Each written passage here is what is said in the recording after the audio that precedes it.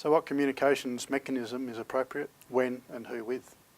In the first half of this lecture, I stressed how interpersonal communications are one of the keystones of success in business and personal life. We also talked about how important non-verbal communications are in conveying your message effectively, and that you only get 7 seconds to make a good first impression.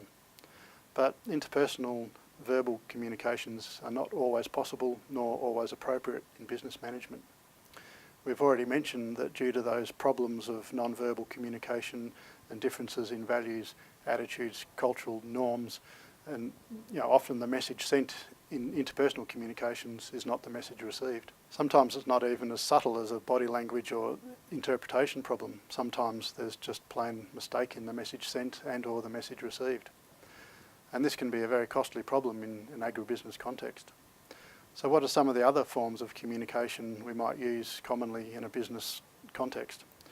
We could use text or Facebook Messenger message, telephone call, email, printed document like a letter, a report or an instruction, a map, pre-recorded video presentation, a live video streaming, for example, Skype meetings. The method you choose to communicate what we want to convey will depend on, you guessed it, the purpose of the message, the importance of that message, and whether there are any personal sensitivities that might need to be taken into account. Particularly in agricultural production, when it's the detail within the message that is so critical that you have to be very careful about what communication mechanism you use. Imagine, for example, if I was to tell a spray contractor that I wanted paddock number 12 to be sprayed with MCPA at 4 litres per hectare on Monday. The contractor might be on the tractor at the time of hearing that message, and what he heard was spray paddock 5 with MCPA at 4 litres per hectare on Monday. Very easy to do, but the outcome of this is that the wrong paddock gets sprayed. In this case, it may not be that detrimental, but there can be often more serious consequences of not using appropriate communication medium for the message intent. In the case of issuing instructions about specific tasks, particularly where the actions are time and place specific and there are important details like application rates to be conveyed, you need to use a communication medium that has a more permanent record of the instruction and can be referred back to multiple times for double checking. Sometimes an email, text message, Facebook message or a printed form or paddock map is necessary to get the accuracy into your communication.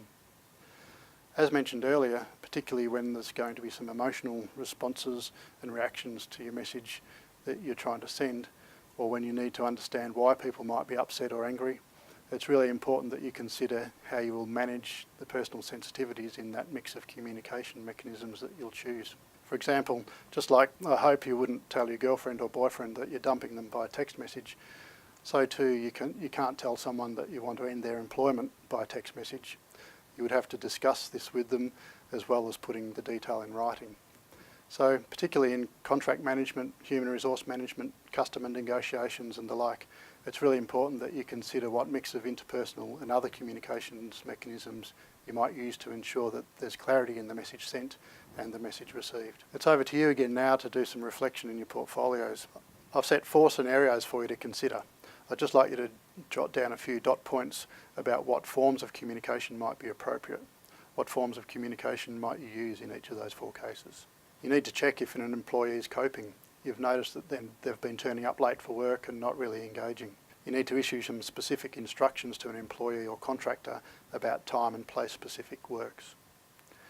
You need to check if a task that you set an employee has been completed in accordance with the instructions that you sent them by email last week. You've heard about someone locally who needs a job and you have a vacancy. You think they might be suitable from what you've heard about them, but you want to investigate further.